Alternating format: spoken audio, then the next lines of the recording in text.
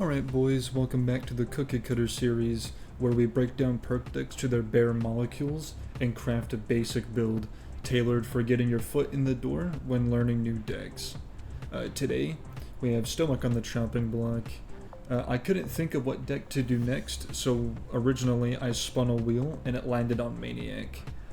I'm not experienced enough with it to make a basic build, and as of the past few weeks I've been pretty busy, and Stoic is much easier to make a video with, so I went with that instead.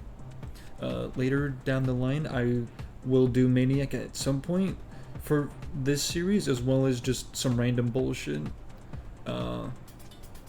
If you liked the video or found anything useful, make sure to slam that dislike button and tell me to suck start a shotgun in the comments down below. Now, let's start with an overview of Stoic. Stoic is one of the handful of decks with its own throwable. This is in the form of the Hip Flask. Unlike the others, being Hacker, Leech, Kingpin, Sicario, and Tag Team, where you use it before combat proactively, anticipating what's gonna happen. You use the flask as a reaction / response to the situation. I will go more in depth in that soon. Stoic is very easy to play, learn, and even master. Now, let's get straight into the spaghetti and meatballs of what it does. Starting off, you reduce damage by 75%, with the rest being spread over time, this being 11 seconds by default. The deck says 12, but the initial hit counts as 1. There are 2 ways to counteract this damage.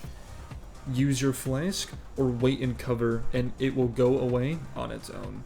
With the 5th card of Stoic, these 12 seconds cut down to 4 seconds, meaning you can still use your flask, or wait 4 seconds, and any pending damage will go bye-bye. The flask has a 10-second cooldown on its own, and each kill while on cooldown will shave off 1 second. If your health is below 35%, it will be 2 seconds per kill instead. The final part of Stoic is when you heal, whether it's via the flask or waiting out the 4 seconds, you will be healed for an extra 50% of the damage still remaining. Let's do some quick math. Let's say you get shot by a heavy unit. That 225 damage cuts down to 56.25 from the initial hit via the minus 75%, and the overtime damage is 15.3 damage per tick. This means you took 56.25 plus 45.9 damage with the ticks, with 122.7 damage left over. With the 50% healing bonus, we get 61.4 HP. This will set you back around 41 health, with you getting shot and just sitting there and letting it heal you. Now let's say you use the flask instantly instead of just waiting out the damage. You would cancel out the remaining 168.75 damage and get 84.4 HP with the 50% healing bonus, meaning you are now positive 28.1 HP. If you want a stronger healing, you need to negate more damage chunks, which is what flasking early does versus just waiting it out.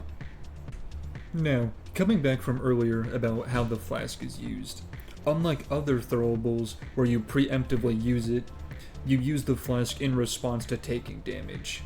If you want a cheap, quick heal, activate it when you get hit once.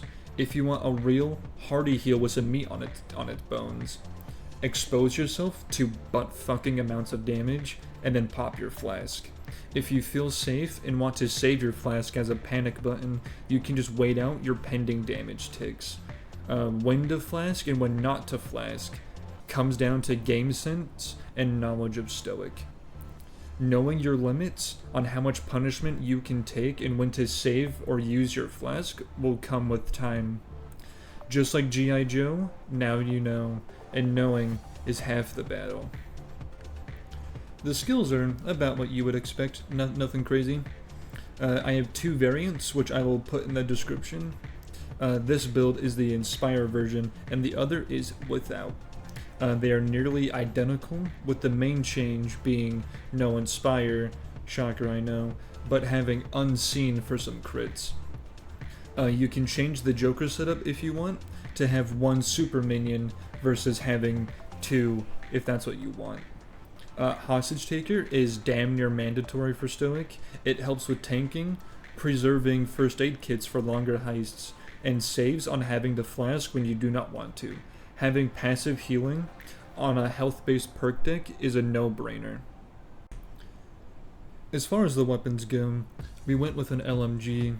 In this case, it is the KSP-58.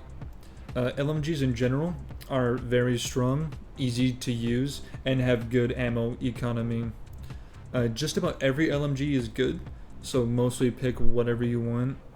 I like the KSP-58. It has a cool legendary skin, so I like to use it.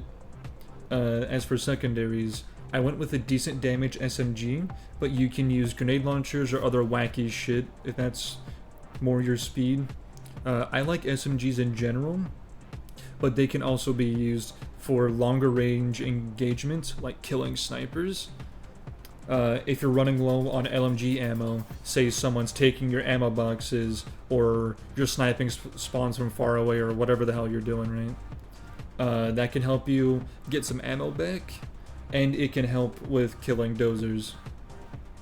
I used to run the Miyake special, as it has better ammo pickup, and I just like the gun, but I recently swapped to the AK Gen 21. For our other trinkets and baubles, let's start off with armor. For armor, we are using the HBV. You do not need ICTV or anything higher, in my opinion. You can tank just about everything already, and you get pretty bad diminishing returns running Flak Jacket or CTV. With ICTV, you get 131 more armor. So putting all those points just to put it on for only 131 more is not worth it to me. For equipment, we got first aid kits. They are very powerful, get it out of jail free. I mean, very valuable assets.